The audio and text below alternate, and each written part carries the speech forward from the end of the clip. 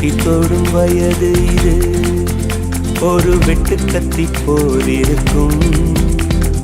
அதிசயம் என்னவென்றால் அதன் இரு பக்கம் கூறியிருக்கும்.